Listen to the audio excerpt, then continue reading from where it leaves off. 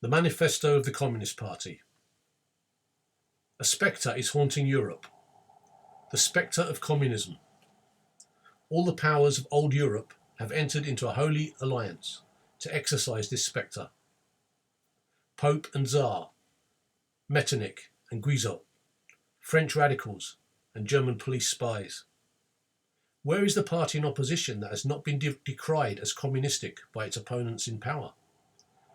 Where the opposition that has not hurled back the branding reproach of communism against the more advanced opposition parties, as well as against its reactionary adversaries? Two things result from this fact. Communism is already acknowledged by all European powers to be itself a power. It is high time that communists should openly, in the face of the whole world, publish their views, their aims, their tendencies, and meet this nursery tale of the spectre of communism with a manifesto of the party itself. To this end, communists of various nationalities have assembled in London and sketched the following manifesto to be published in the English, French, German, Italian, Flemish and Danish languages. Chapter 1. Bourgeois and Proletarians. The history of all hitherto existing society is the history of class struggles. Free man and slave, patrician and plebeian, lord and serf, guildmaster and journeyman, in a word, oppressor and oppressed, stood in constant opposition to one another, carried on an uninterrupted, now hidden, now open fight, a fight that each time ended either in a revolutionary reconstitution of society at large or in the common ruin of the contending classes. In the earlier epochs of history, we find almost everywhere a complicated arrangement of society into various orders, a manifold gradation of social rank.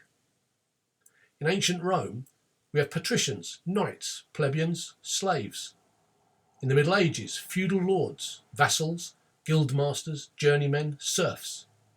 In almost all of these classes, again, subordinate gradations. The modern bourgeois society that has sprouted from the ruins of feudal society has not done away with class antagonisms. It has but established new classes, new conditions of oppression, new forms of struggle in place of the old ones. Our epoch, the epoch of the bourgeoisie, possesses, however, this distinctive feature. It has simplified the class antagonisms. Society as a whole is more and more splitting up into two great hostile camps, into two great classes directly facing each other, bourgeoisie and proletariat. From the serfs of the Middle Ages sprang the chartered burghers of the earliest towns. From these burgesses, the first elements of the bourgeoisie were developed. The discovery of America, the rounding of the Cape, opened up fresh ground for the rising bourgeoisie. The East Indian and Chinese markets, the colonisation of America, trade with the colonies, the increase in the means of exchange and in commodities generally, gave to commerce, to navigation, to industry, an impulse never before known, and therefore to the revolutionary element in the tottering feudal society a rapid development. The previous feudal or guild organisation of industry, under which industrial production was monopolised by closed guilds, now no longer sufficed for the growing wants of the new markets. The manufacturing system took its place. The guildmasters were pushed on one side by the manufacturing middle class. Division of labour between the different corporate guilds vanished in the face of division of labour in each single workshop. Meantime, the markets kept ever growing, the demand ever rising. Even manufacture no longer sufficed. Thereupon, steam and machinery revolutionised industrial production. The place of manufacture was taken by the giant modern industry, the place of the industrial middle class by industrial millionaires, the leaders of whole industrial armies, the modern bourgeois. Large-scale industry has established the world market, for which the discovery of America paved the way. This market has given an immense development to commerce, to navigation, to communication by land. This development has, in its turn, reacted on the extension of industry. And in proportion as industry, commerce, navigation, railways extended, in the same proportion the bourgeoisie developed, increased its capital, and pushed into the background every class handed down from the Middle Ages. We see, therefore, how the modern bourgeoisie is itself the product of a long course of development, of a series of revolutions in the modes of production and of exchange. Each step in the development of the bourgeoisie was accompanied by a corresponding political advance. An oppressed class under the sway of the feudal nobility, an armed and self-governing association in the medieval commune, here independent urban republic, there taxable third estate of the monarchy, afterwards in the period of manufacture proper, serving either the estate or the absolute monarchy as a counterpoise against the nobility, and in fact cornerstone of the great monarchies in general. The bourgeoisie has at last, since the establishment of modern industry and of the world market, conquered for itself, in the modern representative state, exclusive political sway. The executive of the modern state is but a committee for managing the common affairs of the whole bourgeoisie. The bourgeoisie historically has played a most revolutionary part. The bourgeoisie, wherever it has got the upper hand, has put an end to all feudal, patriarchal, idyllic relations. It has pitilessly torn asunder the motley feudal ties that bound man to his natural superiors, and has left remaining no other nexus between man and man than naked self-interest, than callous cash payment. It has drowned the most heavenly ecstasies of religious fervour, of chivalrous enthusiasm, of Philistine sentimentalism in the icy water of egotistical calculation. It has resolved personal wealth into exchange value, and in place of the numberless indefeasible chartered freedoms, has set up that single, unconscionable freedom, free trade. In one word, for exploitation, veiled by religious and political illusions, it has substituted naked, shameless, direct, brutal exploitation. The bourgeoisie has stripped of its halo every occupation hitherto honoured and looked up to with reverent awe. It has converted the physician, the lawyer, the priest, the poet, the man of science into its paid wage labourers. The bourgeoisie has torn away from the family its sentimental veil and has reduced the family relation to a mere money relation. The bourgeoisie has disclosed how it came to pass that the brutal display of vigour in the Middle Ages, which reactionists so much admire, found its fitting complement in the most slothful indolence. It has been the first to show what man's activity can bring about. It has accomplished wonders far surpassing Egyptian pyramids, Roman aqueducts, and Gothic cathedrals. It has conducted expeditions that put in the shade all former exoduses of nations and crusades. The bourgeoisie cannot exist without constantly revolutionising the instruments of production, and thereby the relations of production, and with them the whole relations of society. Conservation of the old modes of production in unaltered form was, on the contrary, the first condition of existence for all earlier industrial classes. Constant revolutionising of production, uninterrupted disturbance of all social conditions, everlasting uncertainty and agitation distinguished the bourgeois epoch from all earlier ones. All fixed, fast-frozen relations, with their train of ancient and venerable prejudices and opinions, are swept away. All new-formed ones become antiquated before they can ossify. All that is solid melts into air. All that is holy is profaned. And man is at last compelled to face with sober senses his real conditions of life and his relations with his kind. The need of a constantly expanding market for its products chases the bourgeoisie over the whole surface of the globe. It must nestle everywhere, settle everywhere, establish connections everywhere. The bourgeoisie has, through its exploitation of the world market, given a cosmopolitan character to production and consumption in every country. To the great chagrin of reactionists, it has drawn from under the feet of industry the national ground on which it stood. All old established national industries have been destroyed or are daily being destroyed. They are dislodged by new industries, whose introduction becomes a life and death question for all civilised nations, by industries that no longer work up indigenous raw material, but raw material drawn from the remotest zones. Industries whose products are consumed not only at home, but in every quarter of the globe. In place of the old wants, satisfied by the productions of the country, we find new wants, requiring for their satisfaction the products of distant lands and climes. In place of the old local and national seclusion and self-sufficiency, We have intercourse in every direction, universal interdependence of nations. And as in material, so in intellectual production, the intellectual creations of individual nations become common property. National one-sidedness and narrow-mindedness become more and more impossible, and from the numerous national and local literatures there arises a world literature. The bourgeoisie, by the rapid improvement of all instruments of production, by the immensely facilitated means of communication, draws all, even the most barbarian nations into civilization. The cheap prices of its commodities are the heavy artillery with which it batters down all Chinese walls, with which it forces the barbarians, intensely obstinate hatred of foreigners, to capitulate. It compels all nations, on pain of extinction, to adopt the bourgeois mode of production.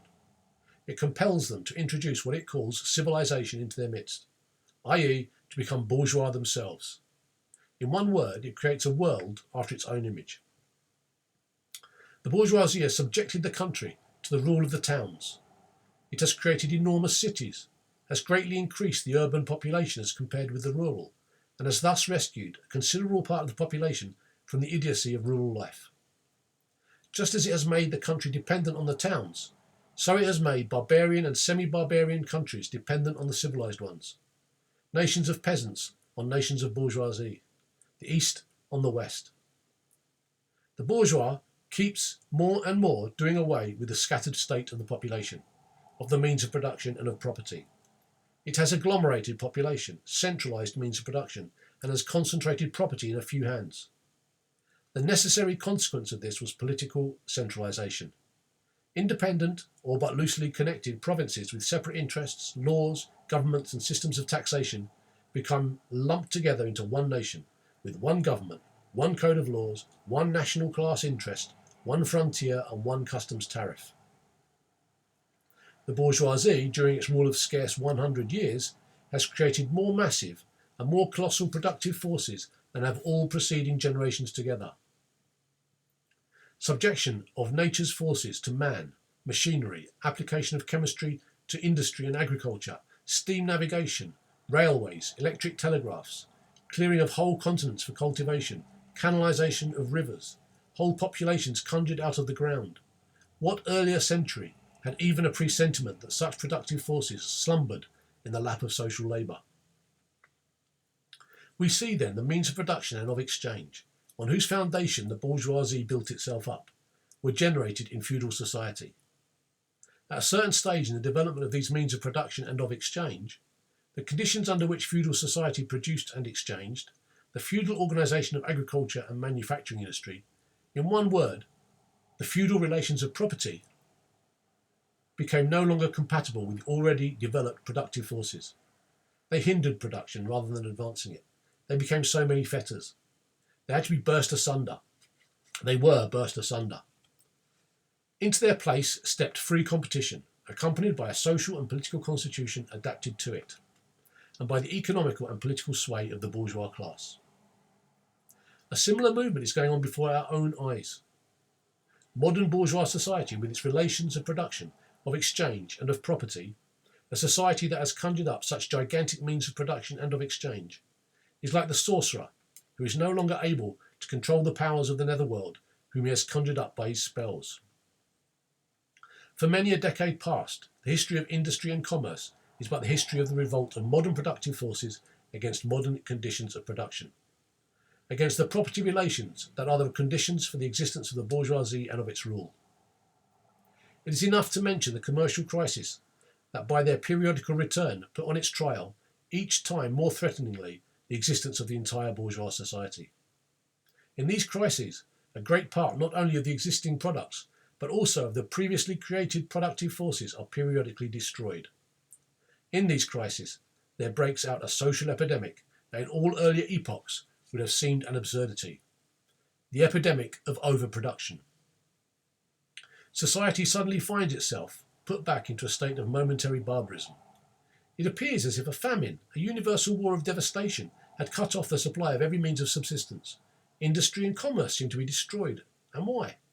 Because there is too much civilization, too much means of subsistence, too much industry, too much commerce. The productive forces at the disposal of society no longer tend to further the development of bourgeois civilization and the conditions of bourgeois property. On the contrary, they have become too powerful for these conditions, by which they are fettered, and so as soon as they overcome those fetters, they bring disorder into the whole of bourgeois society, endanger the existence of bourgeois property. The conditions of bourgeois society are too narrow to comprise the wealth created by them. And how does the bourgeoisie get over these crises? On the one hand, by enforced destruction of a mass of productive forces. On the other, by the conquest of new markets, and by the more thorough exploitation of the old ones. That is to say, by paving the way for more extensive and more destructive crises, and by diminishing the means whereby crises are prevented. The weapons with which the bourgeoisie felled feudalism to the ground are now turned against the bourgeoisie itself. But not only has the bourgeoisie forged the weapons that bring death to itself, it has also called into existence the men who are to wield those weapons, the modern workers, the proletarians. In proportion as the bourgeoisie, i.e. capital, is developed, in the same proportion is the proletariat, the modern working class, developed. A class of labourers who live only so long as they find work, and who find work only so long as their labour increases capital. These labourers, who must sell themselves piecemeal, are a commodity, like every other article of commerce, and are consequently exposed to all the vicissitudes of competition, to all the fluctuations of the market. Owing to the extensive use of machinery and to division of labour, the work of the proletarians has lost all individual character, and consequently all charm for the workman. He becomes an appendage of the machine, and it is only the most simple, most monotonous, and most easily acquired knack that is required of him. Hence, the cost of production of a workman is restricted almost entirely to the means of subsistence that he requires for his maintenance and for the propagation of his race. But the price of a commodity, and therefore also of labour, is equal to its cost of production. In proportion, therefore, as the repulsiveness of the work increases, the wage decreases. Nay, more, in proportion as the use of machinery and division of labour increases, in the same proportion the quantity of labour also increases, whether by prolongation of the working hours, by increase of the work exacted in a given time, or by increased speed of the machinery, etc. Modern industry has converted the little workshop of the patriarchal master into the great factory of the industrial capitalist. Masses of labourers crowded into the factory are organised like soldiers. As privates of the industrial army, they are placed under the command of a perfect hierarchy of officers and sergeants. Not only are they slaves of the bourgeois class and of the bourgeois state, they are daily and hourly enslaved by the machine, by the overlooker, and above all by the individual bourgeois manufacturer himself. The more openly this despotism proclaims gain to be its end and aim, the more petty, the more hateful, and the more embittering it is. The less the skill and exertion of strength implied in manual labour, in other words, the more modern industry becomes developed, the more is the labour of men superseded by that of women.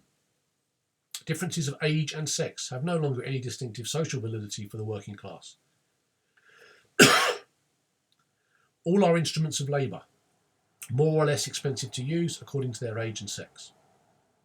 No sooner is the exploitation of the labourer by the manufacturer so far at an end that he receives his wages in cash, than he is set upon by the other portions of the bourgeoisie, the landlord, the shopkeeper, the pawnbroker, etc. The former lower strata of the middle estate, small tradespeople, shopkeepers and rentiers, the handicraftsmen and peasants, all these sink gradually into the proletariat, partly because their diminutive capital does not suffice for the scale on which modern industry is carried on, and is swamped in the competition with the large capitalists, partly because their specialised skill is rendered worthless by new methods of production. Thus the proletariat is recruited from all classes of the population. The proletariat goes through various stages of development. With its birth begins its struggle with the bourgeoisie. At first the contest is carried on by individual labourers, then by the workers of a factory, then by the operatives of one trade in one locality against the individual bourgeois who directly exploits them. They direct their attacks not only against the bourgeois conditions of production, they direct them against the instruments of production themselves. They destroy imported wares that compete with their labour. They smash to pieces machinery. They set factories ablaze.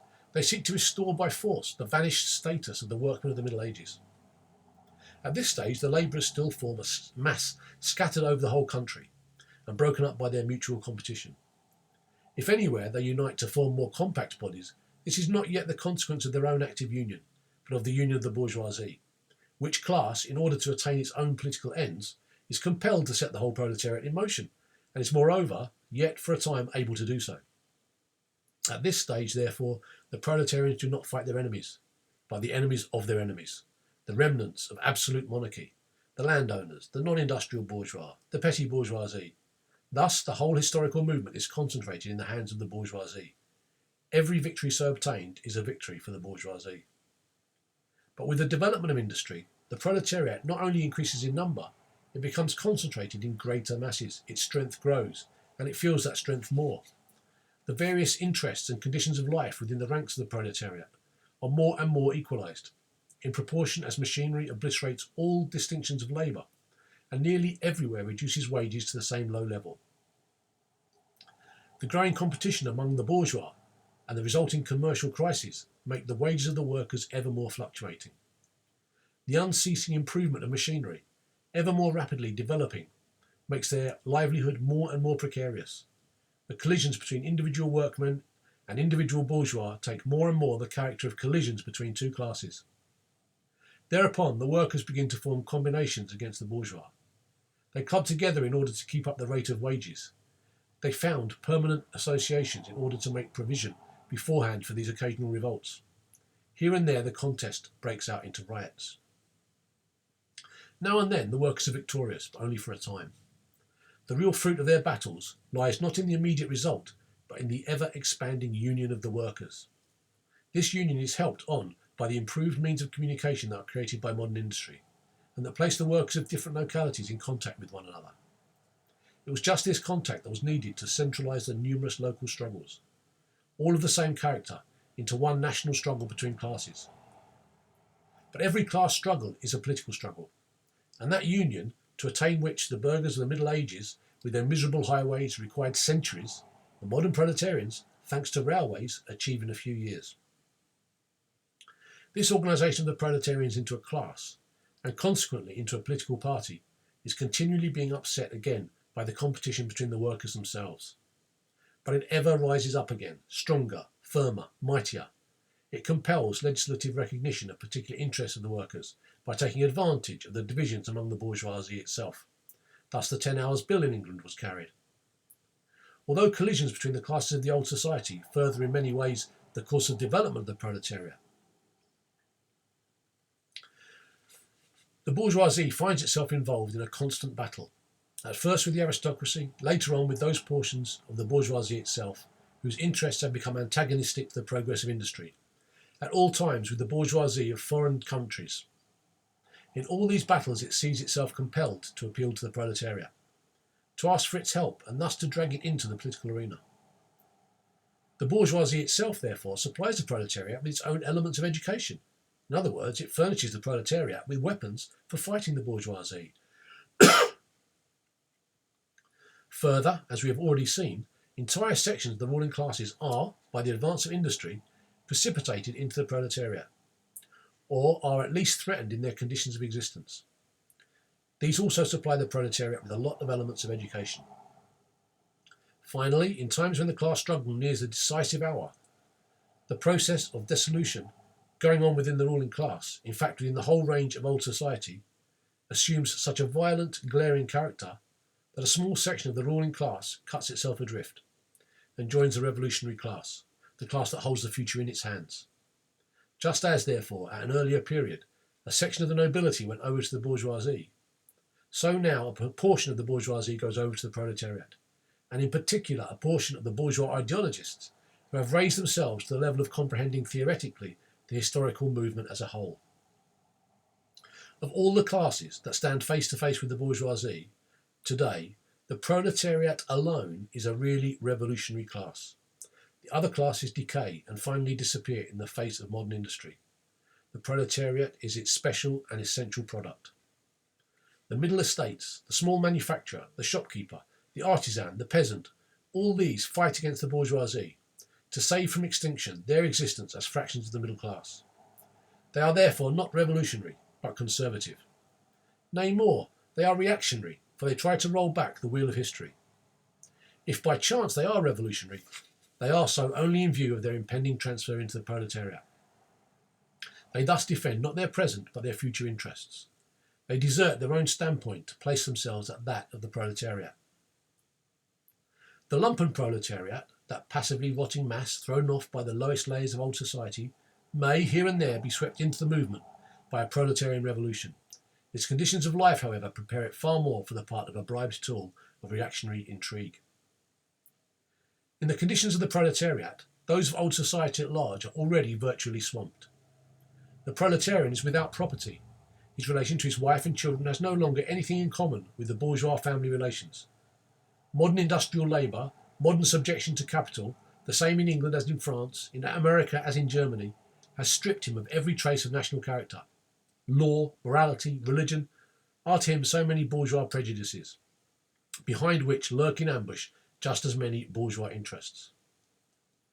All the preceding classes that got the upper hand sought to fortify their already acquired status by subjecting society at large to their conditions of appropriation.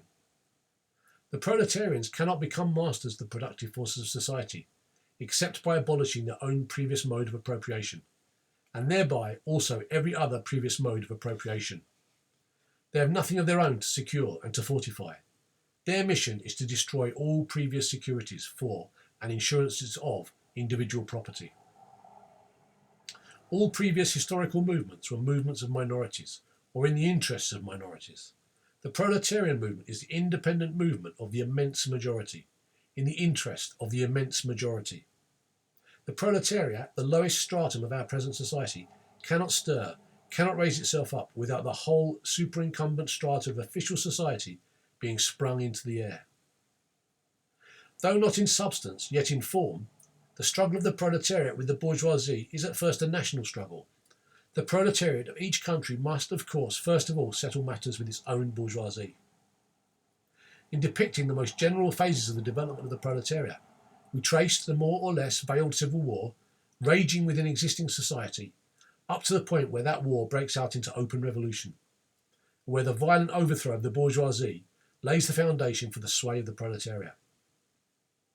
Hitherto, every form of society has been based, as we have already seen, on the antagonism of oppressing and oppressed classes. But in order to oppress a class, certain conditions must be assured to it under which it can at least continue its slavish existence. The serf, in the period of serfdom, raised himself to membership in the commune, just as the petty bourgeois, under the yoke of feudal absolutism, managed to develop into a bourgeois. The modern labourer, on the contrary, instead of rising with the progress of industry, sinks deeper and deeper below the conditions of existence of his own class. He becomes a pauper, and pauperism develops more rapidly than population and wealth. And here it becomes evident that the bourgeoisie is unfit any longer to be the ruling class in society, and to impose its conditions of existence upon society as an overriding law. It is unfit to rule because it is incompetent to assure an existence to its slave within his slavery, because it cannot help letting him sink into such a state, that it has to feed him instead of being fed by him. Society can no longer live under this bourgeoisie. In other words, its existence is no longer compatible with society. The essential condition for the existence and for the sway of the bourgeois class is the accumulation of wealth in the hands of private individuals, the formation and augmentation of capital. The condition for capital is wage labour. Wage labour rests exclusively on competition between the labourers. The advance of industry, whose involuntary promoter is the bourgeoisie, replaces the isolation of the labourers, due to competition, by their revolutionary combination, due to association. The development of modern industry, therefore, cuts from under its feet the very foundation on which the bourgeoisie produces and appropriates products. What the bourgeoisie therefore produces, above all, is its own gravediggers. Its fall and the victory of the proletariat are equally inevitable. My next reading will be from Chapter 2, Proletarians and Communists.